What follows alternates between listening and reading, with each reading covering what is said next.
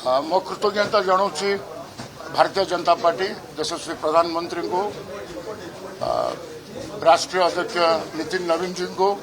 एवं प्रदेश अध्यक्ष मनमोहन सामल जी एवं आमर लोकप्रिय मुख्यमंत्री मोहन माझी जी को मु आगे मो कृतज्ञता ज्ञापन करुँची से माने जो प्रकार मते ए दल को स्वागत कले एवं जो भल पाइबा देले एवं आसु आसु मते लगुच जमती कि मु मो निज घरे पहुंची गली तेणु बहुत एमएलए माने आज आसुचंती चीफ व्हिप आमर पार्लियामेंट्री अफेयर्स मिनिस्टर अनेक मोर बंधु एमएलए समस्ते आज उपस्थित रही मोर ये नामांकन पत्र दाखल कला बेले तांकु मध्य मो अंतरु मु मोर कृतज्ञता जनाऊँगी दलर समस्त बीजेपी सभ्य जो माने मते स्वागत करछंती एवं एही प्रकार सम्मान सह मते आज ताको दल को नहीं पुनर्बार राज्यसभा को मते पठेइछंती मु समस्त पाखरे एवं प्रभु जगन्नाथ को पाखरे कृतज्ञ से विषय भारतीय जनता पार्टी कहिबे मो पे को काम से माने चाहिए कि यही जगह आपण संगठन को सुदृढ़ करने पे कार्यक्रम करंतु मु से हिसाब रे करिवि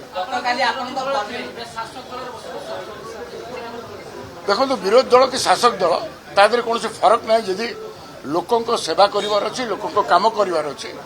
जोठु भी थले करि हबो किंतु निश्चित भाव में जो सुजोगटा मु आज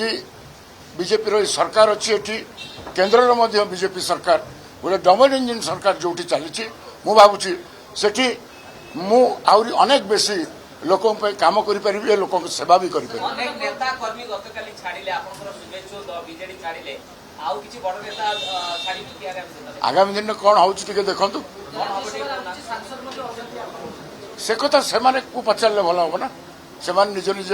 प्रतिष्ठित गोटे राजनेता हिचंती तो तांको डिसीजन कोन नेबे से कहबे देखंतु गोटाई कथा बीजेडी रे कोठी ना कोठी से भाड़ीटा खाली होउछ एवं तापरे कोठु केते लोक जिबे क्वाड जिबे किंतु मु भाबुची बेसी लोक बीजेपी को जिबे एठी पई समस्त एठी बेसी सुजोग पाइबे लोकों पे काम करिया पे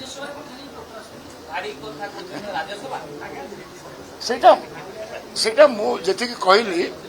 मोर गणमाध्यम बंधु माने बुझी जुआर कथा